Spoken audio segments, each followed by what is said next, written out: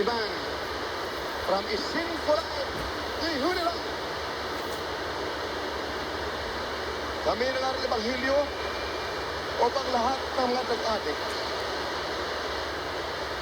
mga kriminal,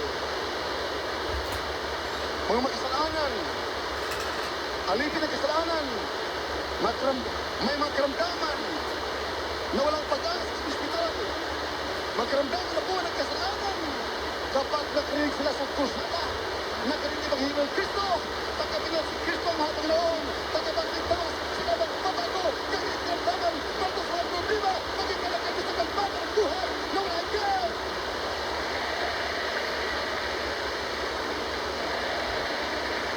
Sundan po ninyo ng mahal na halagang kaligtasan. Kaya ang Panginoon nagpapadala ng salot, kalamidad, upang sa ligsigi na mataas sa mundo, bakit ubang Diyos, bakit nagkaginot tayo? Bakit nagkaginot ang buhay na mataas sa mundo? May reliyon, umawas sa reliyon, umatawag sa Diyos, ngunit walang Diyos. Nakikinig sa kanila, hallelujah, sa halip ang kalamidad, dumarating, ngunit basta ang Biblia, inatulog ang buhay na Diyos upang hanapin ang katotohanan, upang lahat ay mapunta kay Kristo, may pamana ng buhay na walang hanggan. Good gospel, ipalong ka unto salvation. Kaya minamahal, pakinggan ang nangaral Ebanghelyo kapag nilang Diyos na maligtas ang tao pagsanwala dito. Ang mga tayo mapabuti, hindi lang sa bansa kundi sa buong daigdig. Amen. Praise the Lord. Sinong ibig tumalakit sa mabait na Diyos? Sino ayaw ng Ebanghelyo? Ayaw ng kapagalingan? Minamahal, sa Matthew chapter 12 verse 28, basahin po niyo, minamahal. Matthew chapter 12, verse 28. From verse 22. Then was brought unto him one possessed with a devil, blind and dumb. And he healed him, insomuch that the blind and dumb both spake and saw. And all the people were amazed and said, Is not this the son of David? But when the Pharisees heard it, they said, This fellow doth not cast out devils, but by Beelzebub the prince of the devils. Verse 25, And Jesus knew their thoughts, and said unto them, Every kingdom divided against itself is brought to desolation, and every city or house divided against itself shall not stand. And if Satan cast out Satan, he is divided against himself. How shall then his kingdom stand? And if I by Beelzebub cast out devils, by whom do your children cast them out? Therefore they shall be your judges. But if I cast out devils by the Spirit of God, then the kingdom of God is come unto you. Amen. Nagpasawat ni Lord. Pag nag-praise the Lord, hallelujah, naman malakas para tatakas ng mga demonyo. Amen. Praise the Lord, hallelujah. Gande, read it.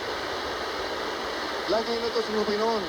Yan, with the voice of triumph, ulis yan, para demonyo tatakas sa pangalan ni Jesus. Amen. Hallelujah. Praise the Lord.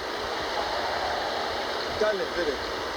Sa aklat ng Mateo, Kapitulo 12, versikulo 22 hanggang 28. Nang magkagayoy dinala sa kanya ang isang inalihan ng demonyo, bulag at pipi, at kanyang pinagaling. Ano pat ang pipi ay nagsalita at nakakita, at ang buong karamihan ay nangagtaka at nangagsabi, ito kaya ang anak ni David? Natapot nang marinig ito ng mga Pariseo ay kanilang sinabi, ang taong ito ay hindi nagpapalabas ng mga demonyo, kundi sa pamamagitan ni Beelzebub, na prinsipe ng mga demonyo. At pagkaalam niya ng mga iniisip nila, ay sinabi niya sa kanila, ang bawat kahariang nagkabahabahagi laban sa kanyang sarili ay mawawasak. Ang bawat bayan o bahay na nagkabahabahagi laban sa kanyang sarili ay hindi mananatili. At kung pinalalabas ni Satanas si Satanas, siya nababahagi laban sa kanyang sarili, paano nga mananatili ang kanyang kaharian? At kung sa pamamagitan ni Beelzebub ay nagpapalabas ako ng demonyo, ang inyong mga anak sa kaninong pamamagitan sila pinalalabas. Kaya nga sila ang inyong magiging mga hukom. 28. Ngunit kung sa pamamagitan ng Espiritu ng Diyos ay nagpapalabas ako ng mga demonyo, ay dumating na sa inyo ang kaharian ng Diyos. Amen.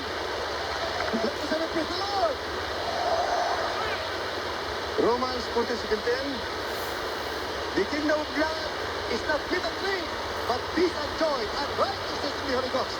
Kapag si Kristo mga Panginoon maghari sa puso mo, nagkaroon ka ng kapayapaan, kagalakan, pagbabago, pag-ibig, kalapatayan, kapangyarihan, laban sa kasalanan, nagkaroon peace and joy and spirit of all of glory, bilang nagmagmana ng buhay ng walang hanggan.